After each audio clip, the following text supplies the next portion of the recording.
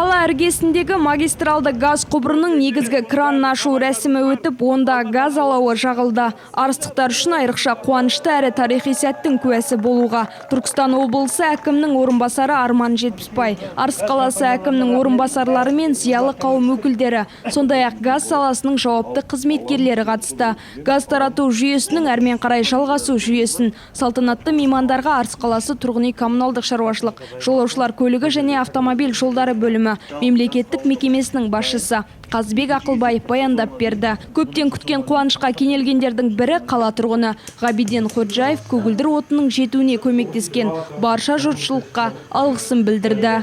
Қанша жылдан бері күткен газымыз қуаныш болып жатыр ауылымыз. Газмонтажком компаниясы қанша жылдан бері әрекет жасап, Құда қаласа газды кеше 25 күні кешке жақтық. Газды қуалап, как положено бәрін тексеріп, көкпеңбек газымыз зуылдап жанып жатыр Құда қаласа. Көмірден құтылатын болдық. Мысалы, көмір жаққан кезде күндіз жағамыз, түнде өшет, қайтып қыздырамыз. Ал енді круглосуточно істеп тұрған 3 айда жылы үйде отырамыз, күні-түні бірдей жанып тұрады. Регулировка жасап қоямыз температурасын бәрін. Қыстың суығында көмір мен отын тасып әуре болмас үшін үйге газ кіргізу қажет. Көгілдір отын кіргізудің де жұмыстары деңгей-деңгейімен игеруді талап етеді. Осы тұста Қазмонтажком мекемесінің директоры Дәулет Ақжолұлы тұрғындардың көгілдір отынмен толықтай қамтылуы үшін мекемеге келіп арыз тастау керектігін жеткізді. Бүгін қасиет жұма Арыс қаласына Қошқарбаев көшесі 22-ші үйдің газ жанды. Мен Қазмонтажком мекемесінің директоры Исмаил Дәулет Ақжолұлы осы Арыс қаласына газ кіргізіп жатырмыз. Біріншіден тұрғындар газ кіргізу үшін біздің мекемеге келіп арыз беру керек, өтініш беру керек. Өтініш бергеннен кейін біз техусловия Қазтрансгаз аймақ мекемесінен техусловия алып, осындай құжаттар дайындаймыз. Мынандай үйдің жобасын жасаймыз, қалай кіретін. Осы құжат болмай үйге газ жанбайды. Бір құжатты дайындауға 30 жұмыс күні кетеді. Осындай монтаж жасалып, монтаж сарыға боятылып, жаңағы іште вентиляция, сигнализатор және жылыту пештері қойылса, газдарыңызды жағып береміз. Түркістан облысының әкімі Дархан Сатыбалды Арыс қаласына жұмыс сапарымен келіп, тұрғындармен кездесті. Елдің көкейтесті сұрақтарына жауап беріп, өңірді дамыту бағытындағы жоспарларын айта өтті. Арыс қаласына істеліп отқан жұмыстарға тоқталар болсақ, Мұхтар Әуезов атындағы мектепке 200 орындық қосымша оқу блогын салу жұмысы жүргізіліп жатыр. Құрылысы 2023 жыл аяқталады. Бұдан бөлек Көкжиде елді мекенде мектепті күрделі жөндеу жұмыстары жүргізілуде. Осындай жұмыстар жүріп жатыр, және де біз қазір президентіміздің тікелей тапсырмасына сәйкес салынып жатқан бүкіл мектептердің бәрін жаңа форматта жасау керек деп айтып өтті. Соған сәйкес жаңа форматта жобалық сметалық құжаттамасын қарастырып, Арыс қаласында Наурыз және Тараз шағын ауданында 900 және 600 орындық жаңа мектептердің құрылысы жоспарланып отыр. Ол мүлдем басқа мектептер, қазіргі мектептерден айырмашылығы жоғары. Себебі Астана қаласында жеке кәсіпкерлер өздері сондай мектеп ашқан болатын. Мектептің түлектерінің 90-95% грантқа немесе шетелдікте сондай бір атақты жоғарғы оқу орындарына түсіп, сондай тәжірибені көргеннен кейін, осы тәжірибені бүкіл елде қолдану керек деп, мына Арыс қаласында сондай 2 мектеп орналасайын деп отыр. Келесі жылдан бастап 25-26 жылға дейін біз толық осы мектептермен аяқтаймыз. Қазіргі таңда облыс бойынша бір 62, мен білуімше 62 ғой, 63 мектеп қазір болып отыр. 63 мектепті біз облысымызда. Оны қарастырып жатыр, оны қаржы көзі бар, тағы да басқа мәселелер бар. Соған сәйкес кішкене цифрлар өзгеріп жатыр. Бірақ біз облысымызда түгелі тапсырма бойынша 1 қарашаға дейін жерін бәрін дайындап, инфрақұрылым беріңдер деген техусловиялар, оның бәрін дайындап біз бердік. 24 жыл басталатынға біз жылдың соңына дейін толығымен біз қамтамасыз етіп береміз. Ары қарай оның механизміне кірісеміз. Қалай ол іске асырылады. Немесе орталықтан Самұрық-қазынаның бір мекемесі болады, немесе бізге береді. біз өзіміз оны жалғастырамыз. Келешекте ары қарай да жұмыс жасаймыз, өзіміздің жоспарымыз бар. Мынау газ мәселесін, су мәселесін 100%-ға жеткізу. Бірінші кезекте бағана мектеп мәселесін айттық. Және де біз барлық барған жерімізде бізде бірінші кезекте осы кәсіпкерлерді қолдау деп айтып отырмыз. Егер де ондай кәсіпкерлер болса, қолдау береді, оған біз ашықпыз әрқашанда. Тұрғындар тарапынан жылуды газ жүйесіне ауыстыру, жолдарды жөндеу, кәсіпкерлікке қолдау және өзге де өзекті мәселелер көтерілді. Енді рұқсат етсеңіз, сауалымды қойсам. Өзіңізде хабарыңыз бар екен, менің сауалымыз көше жол жайында еді. Біздің енді қаламызға 6 округтік ауыл бар еді. Соның ішінде кейбір көшелер жөнделмегендері бар еді. Соған енді тағы да абаттандыруын өзіңіз жаңағы пәрмен беріп, қаржы бөлсеңіз.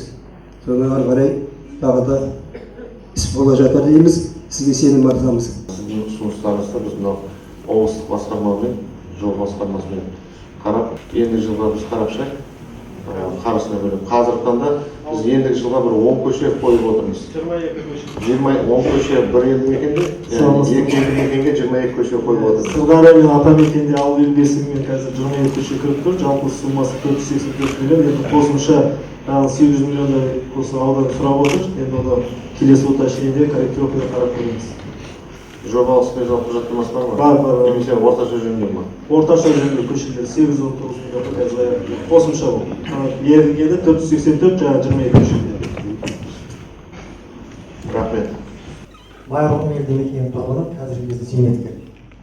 Менің қояйын айтайын отқан мәселенің біреуі көкеміз айтты жол жөнінде.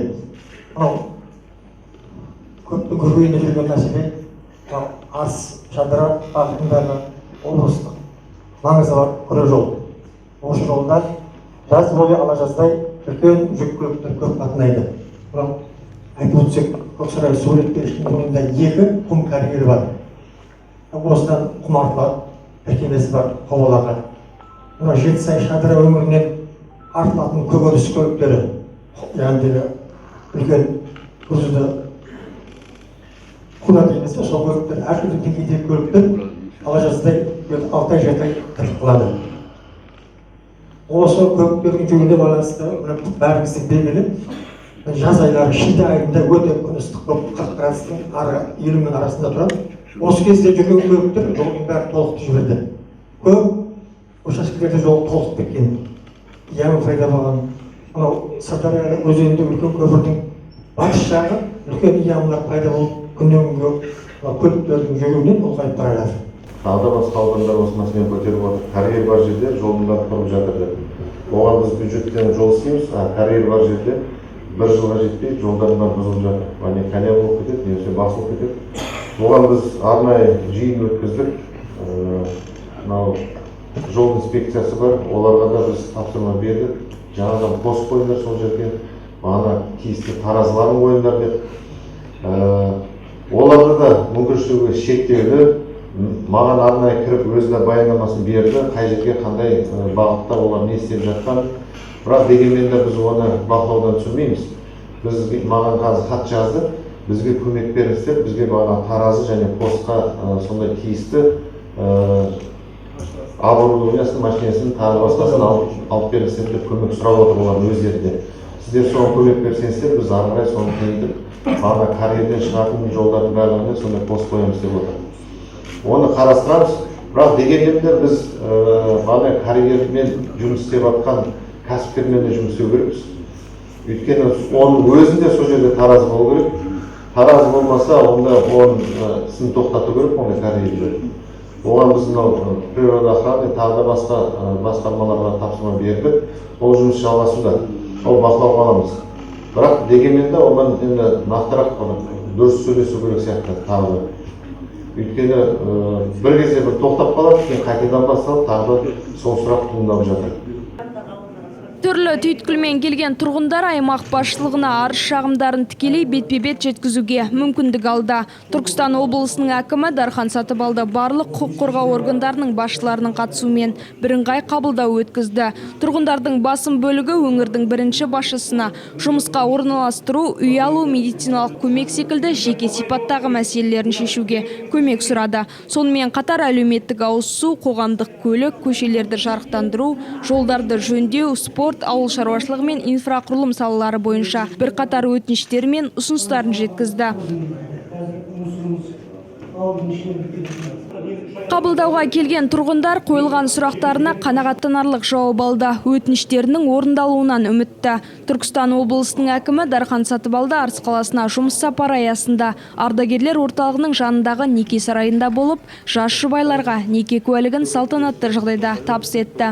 Бас қосып шаңырақ көтерген жас жұбайлар Ағабек Хайруллаұлы мен Арайлым Ерболқызына неке куәлігін тапсыру рәсіміне Түркістан облыстық мәслихатының төрағасы Қайрат Балабеев пен қала әкімі Гүлжан Құрманбекова және арыстық қариялар мен әжелер қауымы қатысты. Жас жұбайлар некесінің баянды болуына тілек қосқан мәслихат төрағасы Қайрат Рахымұлы жастарға ақ батасын берді. Бала шағаларың көп болсын, немерелерің, шөберелерің көп болсын. Осы біздің Қазақстанымыздың мықты семьясы, мықты азаматтарының.